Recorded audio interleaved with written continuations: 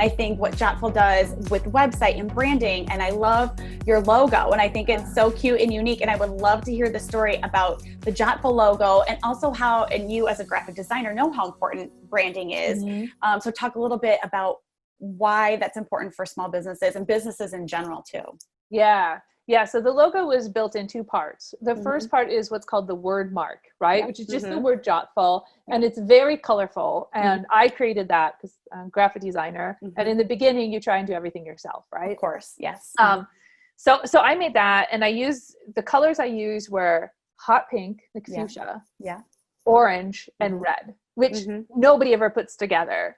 And I put them together, and actually at that booth at the National Bridal Market, I brought a bunch of balloons. That was my decoration. Balloons in those colors. And there were people who literally would walk by, stop, turn around, come back and say, wow, those colors, right? I love that. Yeah. And I said, okay, the colors are working. We use those colors everywhere, right? Wow. Our calendars are those colors, our Slack channels, those colors. And then of course, everything, external facing is in those colors because they're really memorable colors and people talk to us about them all the time. And I think color and brand voice are two aspects of brand that people often don't really think about, but that can really sort of help create, consistency and make your brand more memorable. Personality for sure. That personality, right?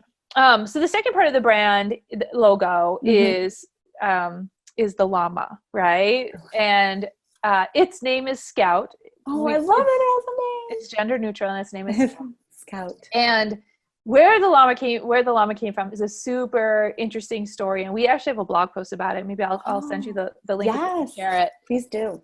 But we really felt that the brand needed a mascot. It needed someone who could serve the role as a kind of guide for our customers.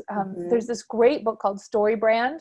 It's by Donald Miller. Okay. And it talks all about how one of the biggest marketing mistakes companies make is that they talk to their prospective customers all about what they do. Right? You see this all the time. And he's like, what customers really want is they want somebody to talk about how they're going to help them get to this final place, right? How are you as a company going to guide them, literally guide them to achieve this thing that they want to achieve? And in our case, obviously the thing that they want to achieve is marketing their business online. So we guide them to making a website to accomplish that. And so we really wanted this mascot that represented this guide. And so we wanted this character, first of all, not to be human, but to be friendly and smart at the same time. So we have this sort of llama wearing eyeglasses, which is a cliche for being smart, but it's a really friendly looking llama. And initially I tried to do some things myself. We went through a number of characters. There was did you have like a dog? Oh, go ahead, tell me. A moose. We had this kind of monkey that has a really colorful butt. I forget what it's called. But the whole reason we had it was because the colorfulness of the butt, which is like not a really good reason to choose a particular animal for your mascot. And eventually we ended up hiring an agency to help us out. We said, you know what, we went through a few iterations. We had hired freelance designers, and it just wasn't there. We hired an agency, and they just nailed it. And that whole process took 1 year. Oh, wow. Wow. That's crazy. I feel like people think, oh, just do me a logo and I'll review it in a week. And it's like, it's not that easy. We added it to the word mark. So we did have a working logo, but that mascot, we wanted to get it right. And we were very particular about what we wanted. And the blog post does a really good job of outlining the things we set up front and said it has to hit all of these things in order for us to use a mascot. Otherwise we don't need one. Right. And so it took us a year because we were really serious about getting that right, because we know the brand is really important. And guess what? It's so memorable. I mean, you asked about it. Yeah. People ask about it all the time. And we'll do these like recruiting fairs and stuff for employees. And we have this little banner with Scout on it.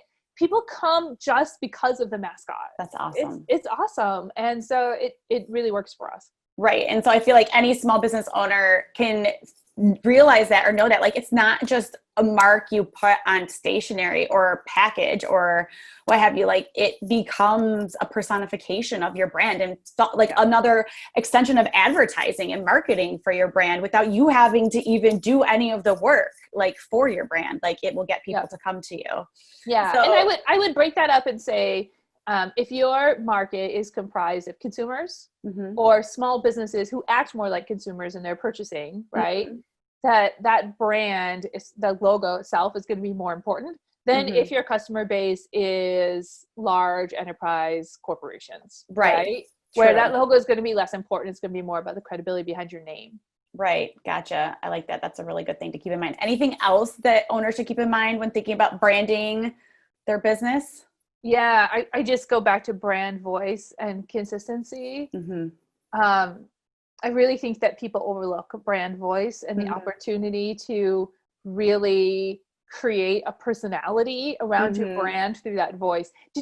Leslie, do you remember that email called Daily Candy at all? Yes, I sure do. I subscribed to Daily Candy back in the day. Ago, right? Yeah, it was like 2011 or something, I think. And I thought they just had the most unique brand voice. It was very trendy. It was kind of snarky, even a little. It felt a little bit like Sex in the City, right? Yeah, it was very. Yeah, but it was so distinct, and so I always kind of go back to them as the model. Not that our voice is anything like that, right? But this is the model for what it is to have a voice that is clear and consistent and has its own personality, right? Like we specifically, for example, try to use not big words, even though our brand is all about education, right? But we try to do that without using big words. We don't want to make things scary. Our customers are really business owners who are frankly really busy, and they're not full-time marketers. So we're not going to run out there and use jargon. We're not going to be talking about direct response campaigns because we don't know what that is. But we can talk about, things like when you send a postcard, you want to add maybe a link in it with some trackable information so that that the lead came from that postcard, right? That is a direct response campaign. We just don't use that kind of jargon. Right. I love that. I don't know if you're familiar with Daily Carnage, but it's like an advertising and marketing group or company, and they do an e-blast every day, but they also have like a really distinct voice. It's not snarky, but it's like humorous yet informative. And then they also have a Facebook group. So if you like advertising and marketing, I think it's a great one to sign up for and get. And it's not like you get to read it every single day, but I always enjoy it every time I do. And it's one that immediately comes to mind when I think of like a unique brand voice as well. So it just goes to show you how powerful that is to people. So I love that. Now we sort of started talking about this a little bit before, but also, Dawn, you gave a tech talk previously, and I would love to know how you decided you wanted to do a tech talk, or were you invited to give a tech talk? And tell me about the journey to that stage. So I was invited to do the tech talk, and I immediately took them up on it because it's a pretty prestigious thing to do here. And I spent a lot of time on that talk. I think I still probably have it memorized because I did memorize the whole talk. And the way I memorize is by walking. So I walk and say it out loud. So I think I became the crazy woman in the neighborhood who was walking around, because there are a lot of gestures in that talk. Like so I was 20,000 steps every day. Doing the gestures while walking and talking out loud. Right. The tech talk was really enjoyable because it sort of hit on me. I really want to talk about what it means to be an entrepreneur, which is not normally what people talk about in these tech talks. Usually it's about, maybe product development or something like that. But I wanted to really elevate it and make it something that anybody who's an entrepreneur could really understand, even if they weren't in software or technology. So that's what I focused on. And I really wanted to talk about that, the journey that an entrepreneur goes through and how the reality of that does not at all match the myth that we've all heard of, this hockey stick of growth. And the reality is that this part down here, which the former CEO of Constant Contact called the long, slow ramp of death, right? And it really is, because for a lot of companies, they just don't make it up that curve, right? so much of this, it seems like it's a smooth line on paper, because it is when you're looking at it from 10,000 feet. But in the day to day, it's not a smooth line at all. And it's really like this. Oh my goodness, Leslie, let me give you an example. Oh yes. This is fresh. So I'm still like, oh boy, perspiring. Okay. So on Saturday morning, what's that, 3 days ago? Yeah. I wake up and my email is burning up, right? All of these inbound leads through this form fill that we have. And so I'm like, oh crap, we've been hacked, right? So I come down to my computer at 6 a.m. They've been coming in nonstop since 2:49. Boom, boom, boom. So at 6 a.m., I'm trying to figure out, okay, like what form was hacked? How can I fix this? And then I realized that we've not been hacked. These are legitimate leads. I'm like, where are they coming from? I mean, we don't get leads like that. They were coming in, I'm not kidding, every 2 minutes. Boom, boom, boom. Wow. And they weren't exactly every 2 minutes, so I knew it wasn't a bot, right? Gotcha. It was clearly legitimate, but it was boom, boom, boom. So, my colleague in sales, I send her a Slack message. I'm like, when you wake up, don't panic. It's not a hack, but we really need to figure out where these are coming from. So we started calling up these people because they were booking appointments with us, sales appointments. Gotcha. Okay. We started calling them, and we learned that some influencer somewhere posted, you should check this out, and a link to this form. And they didn't link to the information page about the form, like just to the form. And so people apparently came in with this mindset that Jottful gives free websites, and they just came to the form and started just filling it out. And so I had to open up my calendar for appointment bookings because it was just going crazy. So we now have appointments booked into September. I'm not kidding. And now we're going through trying to figure out, okay, who is a real prospect, right? That they're getting a free website, right? We're actively trying to, clean up our calendars, but it's just an example of like, maybe you think it's going to go like this, but then you're like, okay. Right. Sure.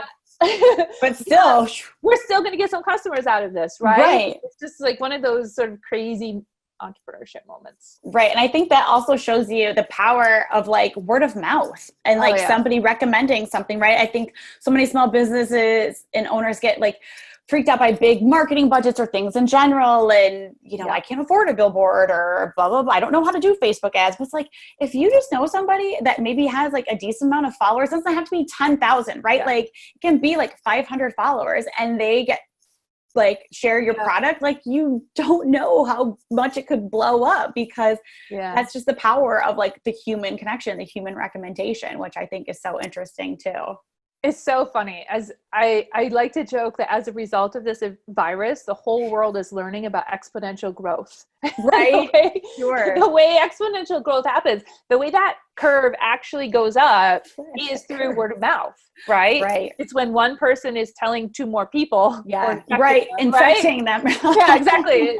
That's when the exponential growth happens. All of this at the bottom is you just trying to figure out marketing campaigns, just trying to figure out a way to grow that. And that's when it starts to kick in. And it's not like this growth comes from a marketing campaign. It doesn't. Right. It comes from you just executing day in and day out. And by executing, I mean delivering the service you promise to your customers, keeping your customers happy and satisfied, and then, incenting them and encouraging them to refer you to others. Yeah, I love that. I just think that's so important because like you said, it just, you start off in a garage and then get bought out and become a multi-millionaire in 3 years. It's really probably not how it's going to work. I mean, if you get hit by lightning, then that happens. Like, that's amazing. But like, maybe just do that hard work. And it's all about like consistency. Like the most in shape people don't just start eating healthy and working out a week ago. Like it's consistent work and small things that you're doing day in and day out that really will get you those results in the long run. Yeah. Yep. And every day I sit down in the morning and I prioritize what I'm going to do. And the question I always ask first is, what will have the greatest impact today? Right. What will have the greatest impact today? And I just find that eventually there comes a point where as an entrepreneur, you're just like, I don't know. I don't know. I've been asking this question for the last 3 years, and I don't know exactly what's going to have the greatest impact today. I'm just going to keep testing. Right. I'm just going to keep iterating. I'm just going to keep putting one foot in front of the other. And you're doing that at a fast pace because it's entrepreneurship. You're basically working at a sprint, but running a marathon. Right. Super interesting dichotomy of you're sprinting a marathon. Yeah. Easy. So easy. Yeah. That's awesome.